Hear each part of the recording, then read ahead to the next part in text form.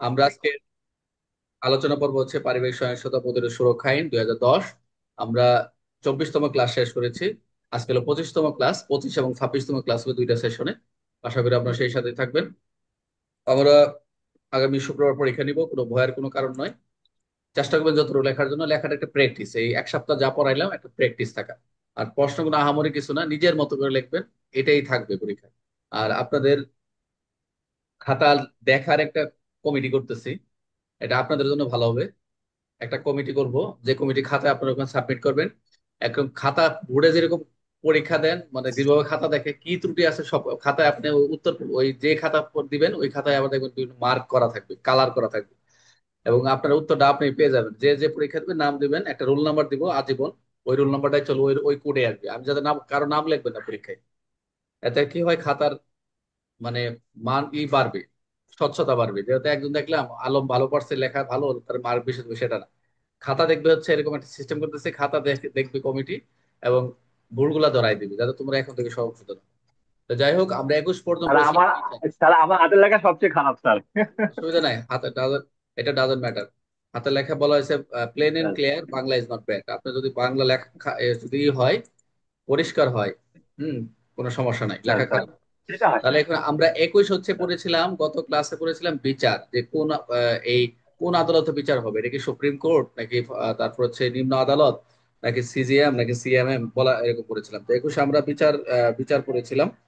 তো এখানে chief judicial এবং ম্যাজিস্ট্রেটের কথা বলেছিলাম। আজকে বলবো বিচারের কার্যপদ্ধতি। বিচারিক কার্যপদ্ধতি।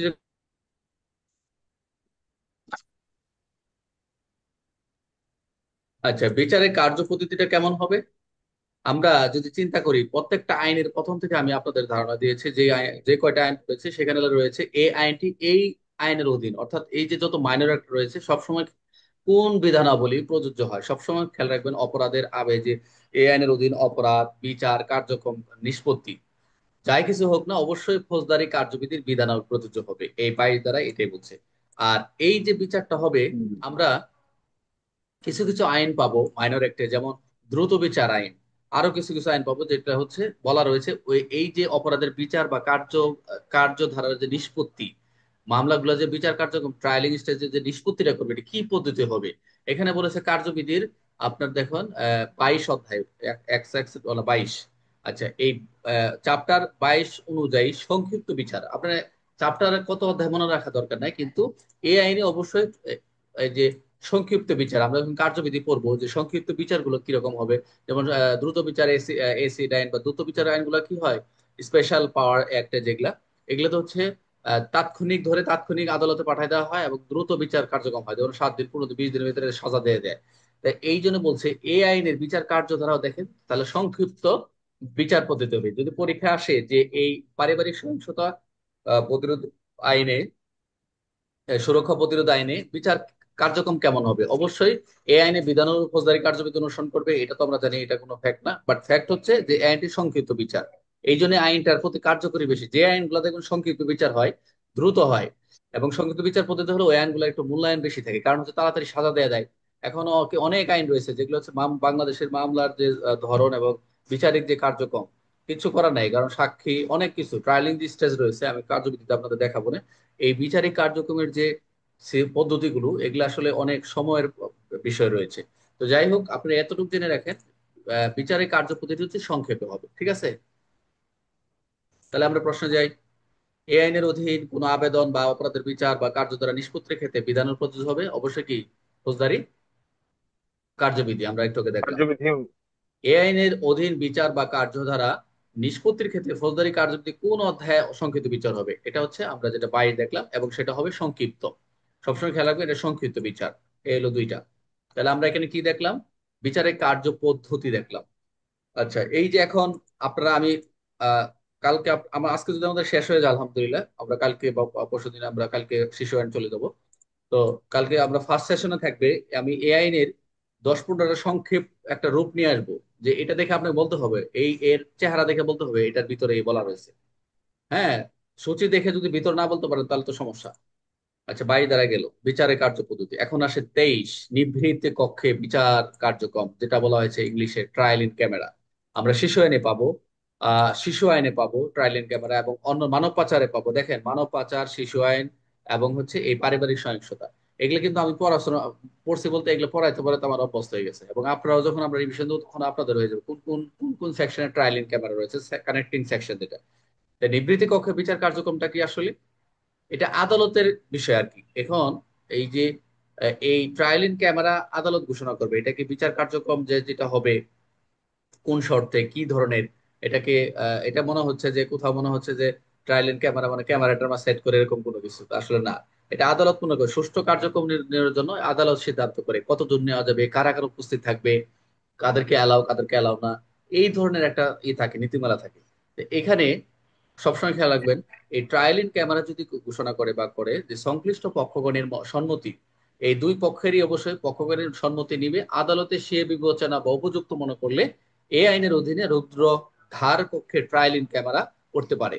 হ্যাঁ, মানব পাচারও রয়েছে ট্রায়াল ক্যামেরার কথা, যে কোনো নারী শিশুর কথা রয়েছে যে মানব পাচার হয়, এক্ষেত্রে তাদের কিছু কিছু তাদের নিরাপত্তার বিধান রেখে এইসব হয়, সুরক্ষার বিধান রেখে এই জন্য বিষয়গুলো চলে আসে। তাহলে আমি কি বলছি যে আদালত যদি সে বিবেচনা উপযুক্ত মনে করেন যে আইনের অধীন রুদ্রধার কক্ষ, পরীক্ষা আসতে পারে যে ট্রায়াল ক্যামেরা কাকে বলে, অথবা রুদ্রধার কক্ষ বলতে কি বোঝায় এই তখন কিন্তু সব আইনের কানেক্টিং সেকশন লেখা লাগবে। এখানে শুধু পারিবারিক সহিংসতা যদি স্পেসিফিক বলে দেয় তাহলে তো লিখলেনি, আর না হলে সব আইনে লিখবে, চার পাঁচটা আছে ওগুলো প্রত্যেকটা লিখতে হবে। আচ্ছা, তাহলে এখানে কোন শর্তে এখন আমরা ট্রায়ালিং আমরা দেখলাম যে প্রথম হচ্ছে উভয় পক্ষের বা পক্ষগণের সম্মতিতে ভিত্তিতে করবে এটা, আর হচ্ছে আদালতে সে বিবেচনা করলে আইনের অধীন বিচার কার্যক্রমে বিচার কার্যক্রমটা রুদ্রধার কক্ষে ট্রায়ালিং ক্যামেরা ঘোষণা করতে পারে বা করতে পারে। তাহলে 23 22-এ বললাম কি বিচারের কার্য পদ্ধতি, আর কার্যপরিধি। 23 হচ্ছে ট্রায়ালিং কার্যপদ্ধতি। ক্যামেরা, তেইশটা 23 হচ্ছে তেইশ ট্রায়ালিং। তেইশ ধারাটা একটু স্ক্রিনে দেন স্যার, বেশি। তেইশটা স্ক্রিনে। হ্যাঁ, বুঝতেছি না রাজু, স্ক্রিনে। তেইশ ধারাটা তেইশ তেইশ স্ক্রিনে ধারাটা স্ক্রিনে দেন। স্ক্রিনে তেইশ ধারাটা দেখা যাচ্ছে না, একটু স্ক্রিনে দেন স্যার। কেন কাইটে গেল কখন? কাইটা গেছে স্যার এক ফাঁকে।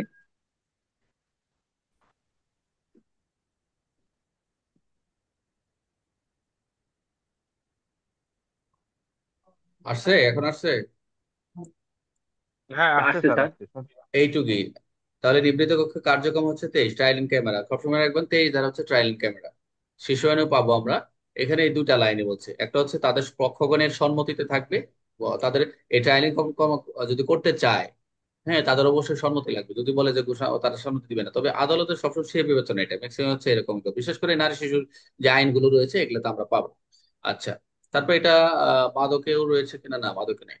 আচ্ছা, তারপর এখন প্রশ্ন হলো যে কোন শর্তে, এটা একটা রিটেনের প্রশ্ন আছে, কোন শর্তে এই আইনের অধীন বিচার কার্যক্রম রুদ্রধার ট্রায়ালিং ক্যামেরা পরিচালনা করতে হবে? শুধুমাত্র সরকারের অনুমতিতে, শুধুমাত্র প্রতিপক্ষের সম্মতিতে, সংশ্লিষ্ট পক্ষগুলোর সম্মতিতে, আদালতের বিবেচনায়। এটাই হচ্ছে যে সংশ্লিষ্ট পক্ষগুলোর সম্মতি নেবে, তাদের কনসেন্ট নেবে, আর আদালতের বিবেচনা যদি করেন, এই ক্ষেত্রে কক্ষ রুদ্রধার কক্ষ ট্রায়াল ক্যামেরা করতে হবে। এখন প্রশ্ন হচ্ছে, এটার একটা প্রশ্ন যে 23 ধারা অনুযায়ী আদালতে কোন কোন কোন পরিস্থিতি রৌদ্রতার কক্ষে ট্রায়াল ক্যামেরা বিচার কার্যক্রম পরিচালনা নির্দেশ দিতে পারে, ব্যাখ্যা করো। যখন 3 মার্ক বা 5 মার্ক থাকবে, হ্যাঁ তখন কিন্তু একটু লিখতে হয়, এখানে তো 2 লাইন পড়ছেনি। আমি একটা এটার উদাহরণ দিব না, এটার প্রশ্ন করে একটা উদাহরণ দিব না আপনাদের উপর, এটা প্রশ্ন অ্যাড করে দিচ্ছি, যেহেতু আজকে পড়াচ্ছে এটা অলরেডি প্রশ্নে যাবে। হ্যাঁ, এটা আমি এখনই নিয়ে নিচ্ছি, দাঁড়া এটা, এটা আপনাদের, এটা 1690 এখানে 500। এখনই নিয়ে নিলাম, এখনই নিয়ে বক্সে রাখলাম। আর হলো আর এক জোড়া লিখছি 1300 1290। হ্যাঁ, দুই জোড়া দাম হলো অর্ধেক অর্ধেক। এটা আচ্ছা, অর্ধেক অর্ধেক দাম, ঠিক আছে, অসুবিধা নেই, বেচা কেনা চলুক। এটা অ্যান্সার বুঝতে পারলাম না। আচ্ছা, কোনটার আনসার? তাহলে 23 কি অনুযায়ী আদালত এইটাই। কোন পরিস্থিতিতে। হ্যাঁ হ্যাঁ স্যার, হ্যাঁ, বলতেছেন। যে ধারা 23 অনুযায়ী ট্রায়ালিং ক্যামেরা, আপনি কি এই 23টা বুঝতে পারছেন? তো 23টা বুঝতে পারছেন? হুম। ট্রায়ালিং ক্যামেরা কি বুঝতে পারছেন, না আবার যাব? না স্যার, হ্যাঁ বুঝতে স্যার, পারছেন। বুঝতে আচ্ছা, পারছি। যদি বুঝে থাকেন তাহলে এখানে বলছে 23 ধারা অনুযায়ী বা এই বিধান অনুযায়ী আদালত কোন পরিস্থিতি, পরিস্থিতি হবে দুইটা, একটা হচ্ছে অর্থাৎ পক্ষগণের সম্মতি নিবে, আর এটা হচ্ছে আদালত স্বীয় বিবেচনা উপযুক্ত মনে করলে এই কার্যক্রম পরিচালনা নির্দেশ দিতে পারে। কে দিবে? এখানে কিন্তু আদালত পরিচালনা আদালত। নির্দেশ কে দিবে? আদালত দিবে। এখানে এখানে অনুযায়ী আদালত কোন পূর্ব বলছে, এখানে আদালতের কথাটা এখানে যদি এই আদালতটা বাদ দেয় তাহলে আর একটু ক্লিয়ার হয়ে যায়। কোন পরিস্থিতির উদ্যোগ আকার বিচার করা পরিচালনা নির্দেশ দিতে পারে বা কে নির্দেশ দিতে পারে, এরকম ব্যাখ্যা করো। ওই দুই লাইনের উত্তর আর কিছু না। একটা উদাহরণ তৈরি করে দেবো, আর একটু ক্লিয়ার হয়ে যাবে, সমস্যা নেই। তাহলে আমরা কি স্যার বললাম? আরেকটু 22। উপরে দেখি স্যার, আরেকটু উপরে দেখি স্যার ওইটা। এটা ওইটা একটু এই যে সংশ্লিষ্ট পক্ষগণের সম্মতির ভিত্তিতে বা আদালত স্বীয় বিবেচনায় উপযুক্ত মনে করিলে এই আইনের অধীনে বিচার কার্যক্রম রুদ্ধদ্বার কক্ষে করিতে পারিবে। কোন হুম, শর্ত কোন শর্তের কোন শর্তে এই আইনের অধীনে বিচার কার্যক্রম রুদ্ধদ্বার কক্ষে পরিচালনা করা যেতে পারে? এই যে এই এই যে সরকারের, আচ্ছা, ও আচ্ছা আচ্ছা, সংশ্লিষ্ট পক্ষগুলোর সম্মতিতে অথবা অথবা আদালতের বিবেচনা, আদালতের বিবেচনায়। ও এইটাই। নিচে কি এটা স্যার এমসিকিউ দিছেন? হ্যাঁ হ্যাঁ, এমসিকিউ দিছে, এমসিকিউ। মানে ওই এটা মানে উপরের দুইটা এই ধরনের প্রশ্ন হইতে পারে সেটা স্যার বলছে। আচ্ছা এটা হলো আচ্ছা। প্রশ্ন, এটা হচ্ছে রিটেনের প্রশ্ন, পরীক্ষা আসে একটা প্রশ্ন আসে, ঘুরতেছে এই প্রশ্নটা অনেকবার, আমি প্রায় পড়াই। তো কখন দিয়ে দেয় ঠিক না, ট্রাইলিং কেমন ইম্পর্টেন্ট আমাদের এটা জানতে হয়।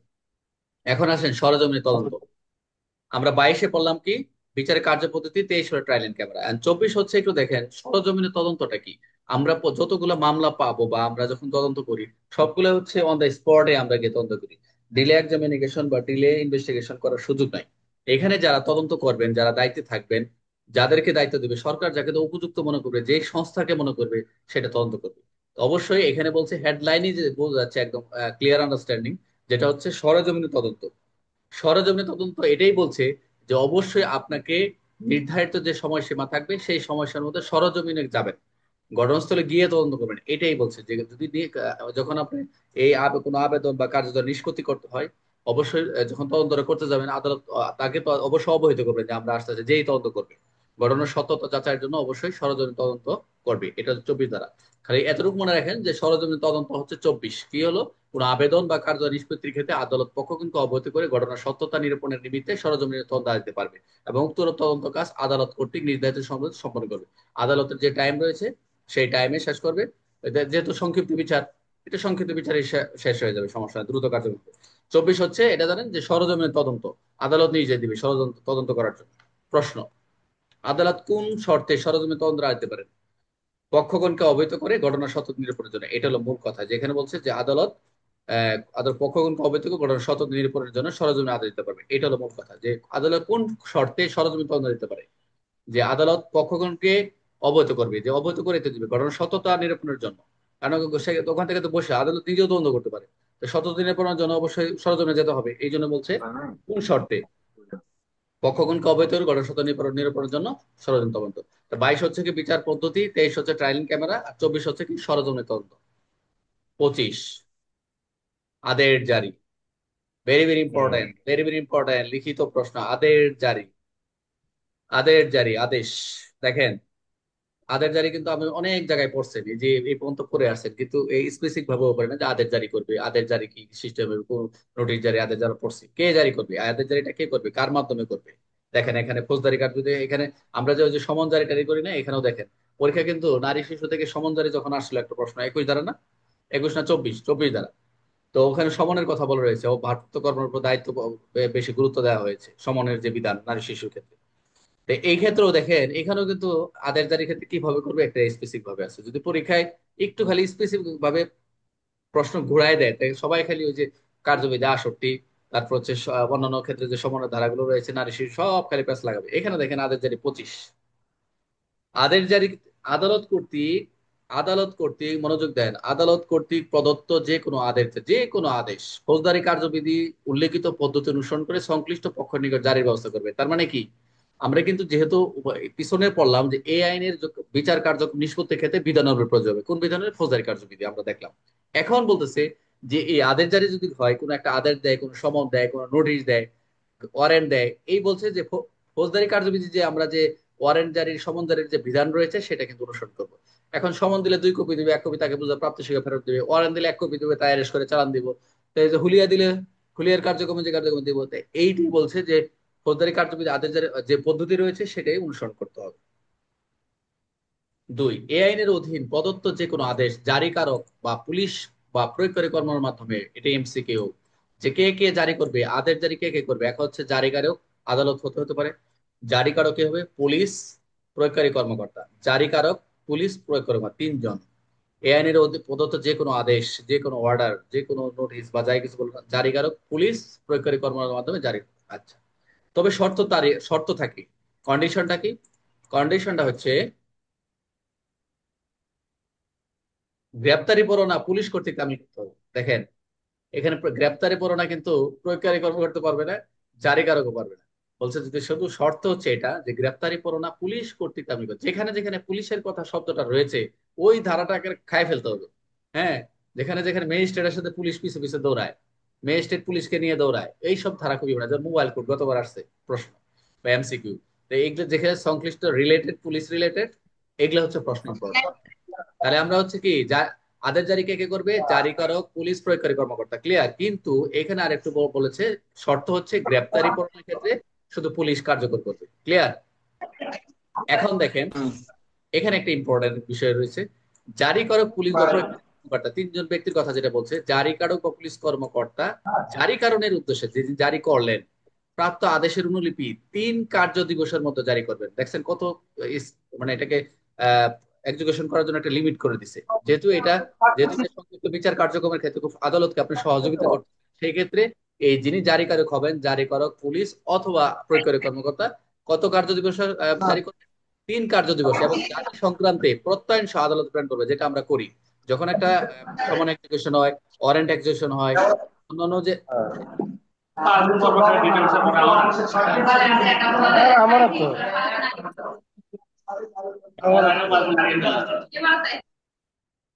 বুঝতে পারছেন এই অবস্থা। তাহলে আমরা কি দেখলাম? এখন জারি যেহেতু প্রথমেই আমরা বলছে ফৌজদারি কার্য বিধান অনুসরণ করবে, যে 3 কার্য দিবসের মধ্যে সেটা শেষ করবে এবং জারি করে সেটা একটা প্রতিবেদন প্রত্যয়ন সহ সেটা একটা সার্টিফিকেট করে আদালত প্রেরণ করতে হবে। এই আইনে দেখেন আর কিছু এই কিছু আইনের প্রত্যয়ন বিধান থেকে। এই প্রত্যয়ন কি স্যার ওই যে ওসি স্যারের যে ফরওয়ার্ডিং সেইটাকে রাইট, বোঝানো রাইট, হয়েছে স্যার? এটাই জারি সংক্রান্ত প্রত্যয়ন সহ আদালতে এটা ফরওয়ার্ডিং করবে। যদি মনে করেন যে সার্কেল হয়ে যাবে সংশ্লিষ্ট যথাযথ কর্তৃপক্ষ, প্রসিকিউশন শাখা হয়ে যাবে, এগুলো প্রত্যয়ন তো দিবে যে এটা এই সঠিকভাবে জারি করা হয়েছে, একটা প্রত্যয়ন দিয়ে দিল। জাস্ট অসুবিধা নাই, একটা প্রতিবেদন দিবে আর কি। যেন সমন্বয় যারা থানায় কাজ করে একটা রিপোর্ট দিতে হয় না, যাকে তাকে এক কপি বোঝা যাচ্ছে সঠিকভাবে নির্দিষ্ট সময় নির্দিষ্ট তারিখে আদালতে সে হাজির হবে, এ ধরনের কথাবার্তা আর কি। বলতে পারবো। আচ্ছা, আমাদের সব কথা শুনবে এখন। আচ্ছা, আপনারা একটু প্লিজ মিউট করে রাখেন ভাই। আচ্ছা, তারপরে দেখেন প্রয়োজনে, বলছে প্রয়োজনে নিডেড, যে উক্ত জারির সহিত রেজিস্টার ডাকযোগে বা কুরিয়ার সার্ভিসের মাধ্যমে বিধি দ্বারা নির্ধারিত পদ্ধতিতে আদেশ ক্ষেত্রে নোটিশ জারি করা যাবে। এইরূপ এক বা একাধিক পদ্ধতি জারি করে খরচ আবেদনকারীকে বহন করবেন, আবেদনকারী বহন করবেন। দেখছেন? এখন একটা প্রশ্ন আসছে কিন্তু, খুব সুন্দর একটা প্রশ্ন আসছে, যে এতক্ষণ কিন্তু বিনা খরচায় সব সুযোগ সুবিধা দিল, এখন যিনি আবেদনকারী এই ক্ষেত্রে যে জারিকারক, যিনি রেজিস্টার সবকিছু যা কিছু কার্যক্রম করলেন কুরিয়ার সার্ভিসের মাধ্যমে নির্ধারিত পদ্ধতিতে নোটিশ জারি করলেন, একাধিক পদ্ধতিতে জারির ক্ষেত্রে যদি একাধিক জারি হয় সেক্ষেত্রে খরচ আবেদনকারী বহন করতে হবে। এটা একটু এখানে এই লাগাই দিল যে একজন নারী ও শিশু একজন ক্ষেত্রে প্রতিরোধ সুরক্ষা আইনে সবকিছু বিনা খরচ যাবে, কিন্তু এখানে একটু অ্যাড করে দিল যে যদি একাধিক হয় নোটিশ জারির ক্ষেত্রে তো অবশ্যই আবেদনকারীকে বহন করতে হবে। আবেদনকারী এই কথাটা শব্দটা আবেদনকারী বলা রয়েছে পুলিশ আইনে, যে আবেদনকারীকে বহন করতে হয়। স্পেশাল পুলিশ পড়ছি না আমরা, না অতিরিক্ত পুলিশ? আচ্ছা স্যার, এইটা এই আইনের 13 ধারায় যেটা অন্তর্বর্তীকালীন আদেশ এবং হ্যাঁ, নোটিশ জারি, হ্যাঁ, হ্যাঁ, হ্যাঁ। এখন ওইটাও তো আদালতের আদেশ স্যার। হুম।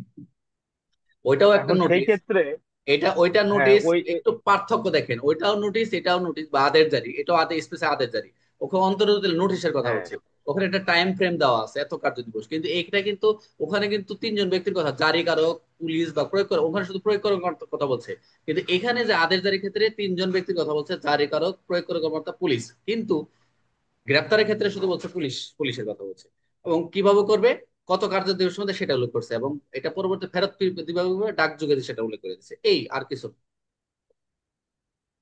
আচ্ছা, না আমি যেটা জানতে চাচ্ছিলাম, এর আগেও আমি ওই যে গ্রুপে লিখছিলাম কিন্তু এই এই জাস্ট এইটা স্পেসিফিক এইটা পড়ে আমি এটাই লিখছিলাম যে এই যে স্যার ওই 13 ধারার যে বিষয়টা আছে আর এখানে 25 ধারার যে বিষয়টা আছে, এখন ওইটা ওই নোটিশ জারি করার পরেও তো ওই ডাকযোগে ওখানেও তো লেখা আছে স্যার, ডাকযোগে কিন্তু ডাকযোগে থাকলে পাঠানো এটা যাবে, কিন্তু রেজিস্টার্ড ডাকযোগে। ডাকযোগে ওখানে আবেদনের খরচের কথা নাকি, ওটা অবশ্যই কোনো কিছু যখন আপনি নোটিশ টোটিস প্রেরণ করবেন বলে আইনের বিধানে বলেছে প্রথমে হচ্ছে ফৌজদারি। আপনি যখন পাঠাবেন, যখন কোনো আপনি যে ইউনিট প্রধান থাকবে সে কিন্তু পরবর্তী ডাকযোগেই পাঠাবে, নিয়ম হচ্ছে তাই, এটাই বলছে, এটা নিয়ে কনফিউশন হওয়ার দরকার নাই, এটা বিধান। মানে আপনি বলতে চাচ্ছেন পার্থক্যটা কোথায়, মানে একই একই হয়ে গেল এটাই তো হ্যাঁ, পার্থক্য, মানে এটাই। এইটাও আদেশ, এইটাও তো এটা এইটাও তো আদেশ, ওইটাও তো আদেশ স্যার। হ্যাঁ, আদেশ হলে পার্থক্য আছে, পার্থক্য দেখেন প্রথম দিক থেকে, প্রথম দিকে কথাগুলো ওখানে, প্রথম দিকে কথাগুলো ভিন্ন, একটু মিলাই নিবেন। হ্যাঁ, মিলাই নিবেন, তাই হয়ে যাবে। ঠিক আচ্ছা, আছে। এখন থেকে প্রশ্ন চলে যায়, আদালত কর্তৃক প্রদত্ত আদেশ কোন পদ্ধতি অনুসরণ করে সংশ্লিষ্ট পক্ষের নিকট জারি করে, কোন পদ্ধতি? অবশ্যই ফৌজদারি কার্যবিধি অনুসরণ করবে, এটা একটা। এ আইনের অধীন প্রদত্ত আদেশ কার মাধ্যমে জারি করতে হবে? শুধুমাত্র বিচারক, আইনজীবী, জারিকারক, পুলিশ বা প্রয়োগকারী কর্মকর্তা, এটা জারিকারক, পুলিশ কর্মকর্তা। গ্রেপ্তারি পরোয়ানা তামিল কে করবে? আদালতে কেরানি, আবেদনকারী, পুলিশ, আইনজীবী, অবশ্যই পুলিশ। Police sir. হ্যাঁ। তারপর 4 নম্বর প্রশ্ন, আদেশের অনুলিপি জারির উদ্দেশ্যে পাওয়ার কত দিনের মধ্যে জারি করতে হবে? কত দিনের না, এটা কত কার্য দিবস হবে। হ্যাঁ। 3 কার্য দিন। হ্যাঁ, এই যে কারেকশন হয়ে গেল, 3 কার্য দিবস। জারি সংক্রান্ত প্রতি আদালত কিভাবে পাঠাবে? মৌখিকভাবে, কোনো প্রয়োজন লিখিতভাবে, প্রত্যয়ন সহ। লিখিতভাবে, প্রত্যয়ন সহ বলবে। নিম্নের কোন পদ্ধতিতে নোটিশ জারি করা যেতে পারে? মৌখিক, রেজিস্টার, ডাকযোগে, অবশ্যই রেজিস্টার, ডাকযোগে। চেষ্টা জানবি। নোটিশ কুরিয়ার সার্ভিসের মাধ্যমে পাঠাতে হলে খরচ কে বহন করবে? আদালত, পুলিশ, আবেদনকারী। আবেদনকারী। আবেদন আবেদনকারী। করি। কোন শর্তে একাধিক পদ্ধতিতে আদেশ জারি করা হবে? আদালতের অনুমতি ছাড়াই, প্রয়োজন হলে যদি প্রয়োজন হয় একাধিক আদেশ জারি করবে, এটা প্রয়োজন যদি মনে হয়। আদেশ জারির সময় কোন আইন অনুসরণ করতে হবে? দেওয়ানি কার্যবিধি, কার্যবিধি, দণ্ডবিধি, তথ্য প্রযুক্তি আইন, কোন আইন? ফৌজদারি। ফৌজদারি কোড 10, সর্বশেষ প্রশ্ন। দেখেন, কতগুলো এমসিকিউ তৈরি করছি। জারিকরণ সংক্রান্ত প্রতিবেদন কার নিকট পাঠাতে হবে? পুলিশ কমিশন, আদালত, আবেদনকারী, স্থানীয় চেয়ারম্যান, আদালত। আদালত। এখন দেখেন, এই একটা প্রশ্ন দিছি যে পারিবারিক পরিবার সহিংসতা প্রতিরোধ সুরক্ষা 2025 অনুযায়ী আদালতের আদেশ জারি প্রক্রিয়া ও দায়িত্ব কর্তব্য, কারণ এটা সমানজারির মতো একটা কার্যক্রম থাকে, এই জন্য এটা একটা প্রশ্ন রাখছি আমি, যে পরিবারে পারিবারিক সহিংসতা প্রতিরোধ সুরক্ষা আইন 2010-এর ধারা 25 অনুযায়ী আদালতের আদেশ জারির প্রক্রিয়া ও দায়িত্ব সম্পর্কে আলোচনা করব। তাই মূল পয়েন্ট গুলো কি দিছে এখানে? আদেশ জারিকে আইন অনুসরণ করতে হবে, ওই যে বিধি 1 নম্বর। আদেশ জারির দায়িত্ব কাদের উপর বর্তায়, কাদের জারি বর্তায়, গ্রেপ্তার পরোয়ানা দাখিল কার কার দায়িত্ব, এই যে এখান থেকে প্রশ্ন মূল পয়েন্ট নিচ্ছে আর কি। আদেশ জারির ক্ষেত্রে কোন আইন অনুসরণ করবে? ফৌজদারি কার্যবিধি। তারপর আদেশ জারির দায়িত্ব কাদের উপর বর্তায়, কাদের উপরে? জারিকারক, প্রয়োগকারী কর্মকর্তা, পুলিশ। পুলিশ। আর হচ্ছে গ্রেপ্তারি পরোয়ানা তামিল বিষয়ে কার দায়িত্ব? ও পুলিশ। কত দিনের মধ্যে আদেশ জারি করতে পুলিশের। হয়? কত দিনের না, কয়টা, কত 3 দিন। কার্য, এটা কত কার্য দিবস, কত কার্য স্যার দিবস? কার্য দিবস এবং দিনের ভিতর পার্থক্যটা কি স্যার? পার্থক্য, পার্থক্য আছে। কার্য সরকারি, দিবস সরকারি বন্ধ মানে কার্য আর দিবস সরকারি অফিসিয়াল ডে। বন্ধ, আর প্রতি আমরা ডেইলি যে কার্যক্রম করতেছি এটা হলো দিন, একেবারে শুক্র শনিবার সহ, এটা হলো দিন। আর কার্য দিবস হচ্ছে শুক্র শনিবার বন্ধ পাবেন আর কি। মানে 3 দিন হলে 5 দিন ধরে মনে করেন, এরকম যদি বন্ধ থাকে আর কি কার্য দিবস।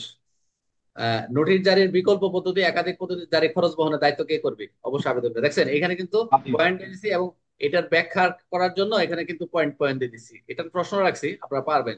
আমি এই প্রশ্নগুলো করার মানে কি, আপনার স্যার, ধারাটা মুখস্থ হয়ে গেলে সবসময় খেয়াল রাখবেন, ধারা যত বড় হোক, সেকশন উপসেকশন, অনুচ্ছেদ, উপধারা যাই বলিনি কেন, এগুলো যত বড় হবে স্যার, তত করে পড়ে আপনাকে নিজের মতো করে প্রশ্ন তৈরি করতে হবে, তাহলে মাথায় রাখতে পারবেন, তাহলে তা পারবেন। হ্যাঁ, কে জানি বলেছিলেন? Sir Shakil sir. হ্যাঁ, শাকিল ভাই বলেন। আপনি তো যেটা বলছেন ওটার প্রশ্ন পয়েন্টগুলো কি, একটু দেখবেন স্যার। ওটা স্যার বলে শাকিল ভাই শোনা যায় না, আবার বলেন। স্যার, এই যে উত্তরের মূল পয়েন্ট সমূহ যে দিলেন স্যার, এগুলো স্যার যেগুলো দিলেন আইন অনুসারে কি করতে হবে, হ্যাঁ, হ্যাঁ, আবার হচ্ছে জারির দায়িত্ব কার উপর বর্তাতে হবে, যেগুলো এগুলো যেগুলো প্রশ্ন, পয়েন্ট গুলো আছে স্যার।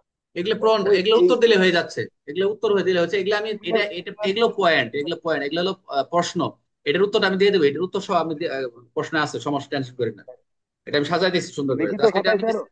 হ্যাঁ, লিখিত স্যার, স্যার লিখিত খাতায় শুধু আমি উত্তরগুলো তুলে দিলেই আমি তো জানলাম স্যার, আপনি তো যেভাবে বুঝাই দিলেন হ্যাঁ, এভাবে তো আমি জানলাম, একদম আমার মনের ভিতরে গাইতে গেল স্যার।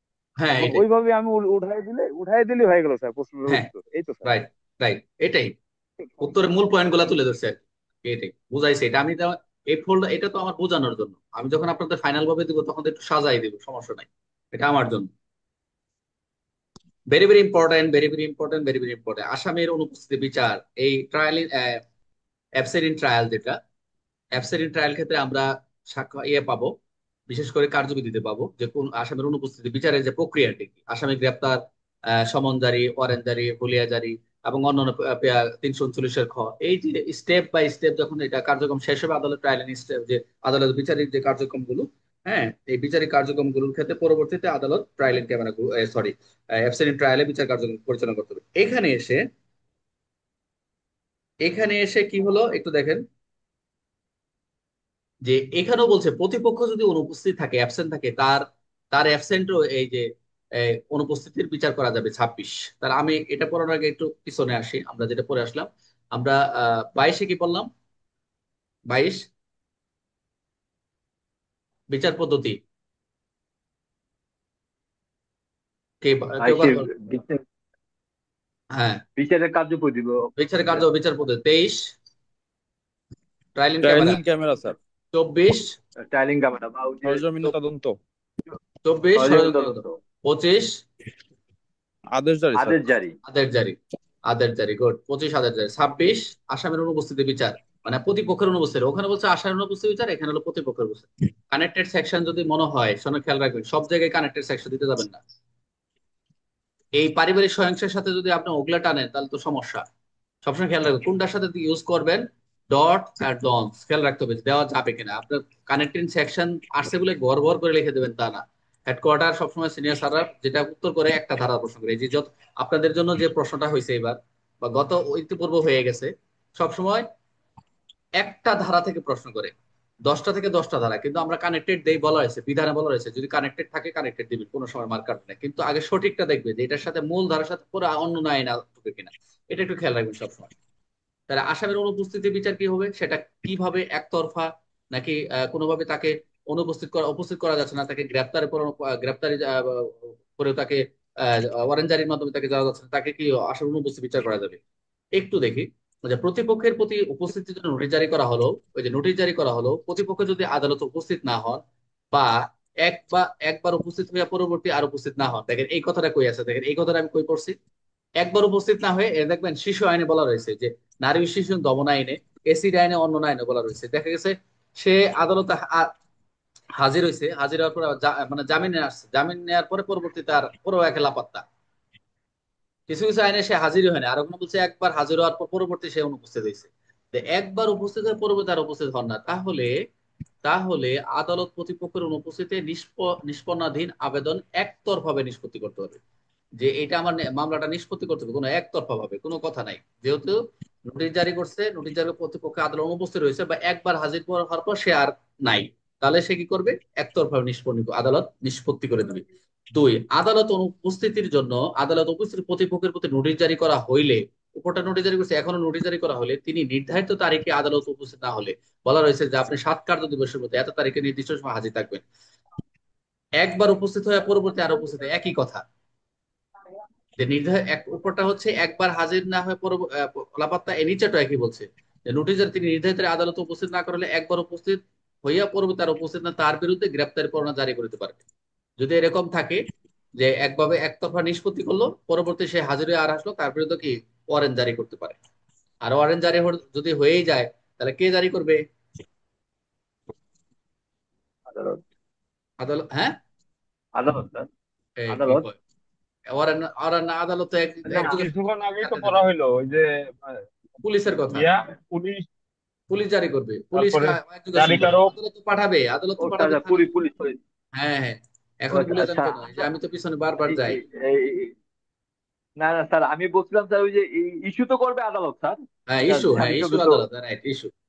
তাহলে হচ্ছে প্রতিপক্ষের অনুপস্থিতির বিচারে দুইটা বিষয়, একটা হচ্ছে একতরফাভাবে নিষ্পত্তি, আর হচ্ছে ওয়ারেন্ট জারি করবে। এটাই হচ্ছে নিষ্পত্তির কথা বলছে। আই রিপিট, প্রতিপক্ষের অনুপস্থিতির বিচার হচ্ছে একতরফাভাবে নিষ্পত্তি করবে। দুই হচ্ছে যদি সে কোনোভাবে হাজির না হয় তার বিরুদ্ধে ওয়ারেন্ট জারি করে দেবে, এক কথা। ক্লিয়ার? তো প্রতিপক্ষের অনুপস্থিতির বিচার হচ্ছে একতরফা নোটিশ, দুই নম্বর হচ্ছে ওয়ারেন্ট জারি করবে। ওয়ারেন্ট জারি কখন করবে? যখন সে একবার হাজির হয়ে আর আসতেছে না বা কোনোভাবে সে নোটিশ জারি করছে আসে নাই। এই ধারা কেউ বুঝানোর কেউ আছেন?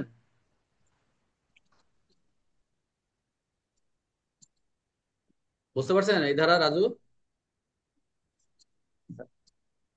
স্যার বুঝছি স্যার। আচ্ছা, আমরা ক্লাসটা আরেকটা লিঙ্ক দিয়ে দিচ্ছি, আপনারা আহ, আরেকটা লিঙ্কে জয়েন দিবেন দ্বিতীয় সেশনে। আজকে শেষ করে দেই, ঠিক আছে? একটু ধৈর্য ধরেন, শেষ করে দেই নাকি করবো না? শাকিল, এই যে আরেকটা লিঙ্ক দিচ্ছে, ওয়েট। কেউ যাবেন না, আবার ক্লাসে ঢুকবেন, অনেকে দ্বিতীয় সেশনে অনেক অ্যাবসেন্ট থাকেন। 1 মিনিট আছে তো, এই লিঙ্কটা নেই, তাহলে আপনার সাথে সাথে জয়েন করতে পারবেন। আলামিন, এদিকে ম্যাচটা নিয়ে আয়।